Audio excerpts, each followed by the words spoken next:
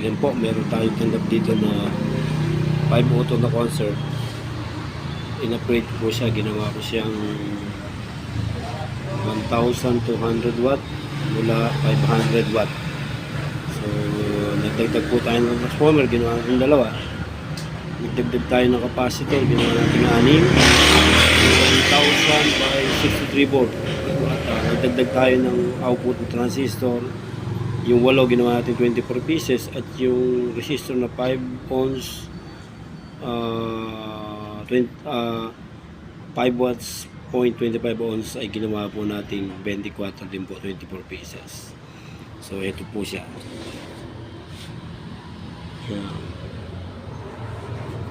Yan po, 502 concert. Ito na po siya. Yan, dalawa po ang kanyang transformer. Yan, at yung mga kapasol po niya. Yan yung mga kapasol. Ginawa natin 6. Ayan po yung kanyang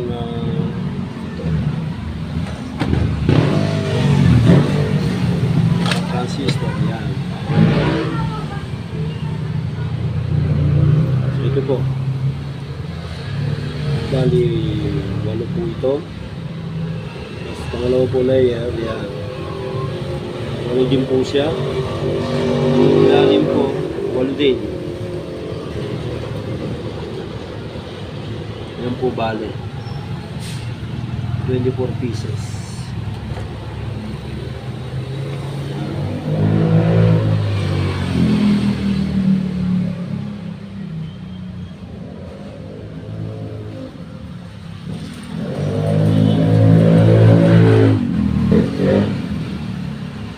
502 concert amplifier, 500 to 1,200 watt.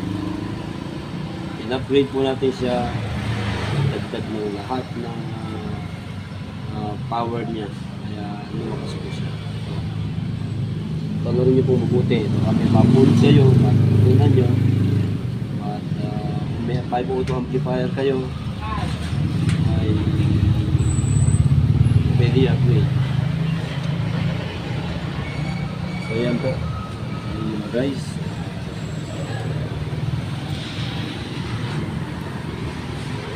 Five auto amplifier na 500 watt, ginawa 8 ang transistor, ginawa natin 24, 8 ang resistor na 5 watts 0.25, ginawa natin 24 din, at yung kanya capacitor ginawa ko 6, 10,000 by 60 volt. At ito po mga driver niya. Yan po, kung makikita nyo,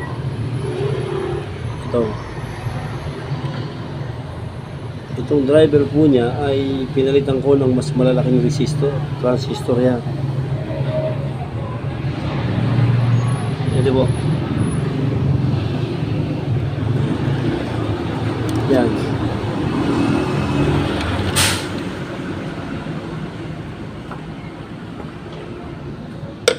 So ito yung driver, yan po. Yan. Yung driver niya, pinalitan ko siya ng output din. Yung kanyang driver na 4 na C2073 at saka A940, pinalitan ko siya ng A1941 at saka C51 98 yung driver. So kaya malaki ang lakas niya. Kaya kung ito po guys, nagpakita ko sa inyo 502, in-upgrade natin. Nawa po ay meron kayong matutunan. Kung meron kayong mga 502 sa inyong tahanan, gusto ng upgrade, gusto makas, hindi na kailangan bumili ng mas malakas na amplifier, yan lang po, mga 3,000 to 500 at 3,500 ang mauubos nyo para makabuo na kayo kapag ng 1,200 watt na amplifier mula 502, 500 watt. So guys, maraming salamat. Sana ay may natutunan kayo sa aking video ito, mag-upgrade amplifier mula 500, 1,200. 502. God bless you guys.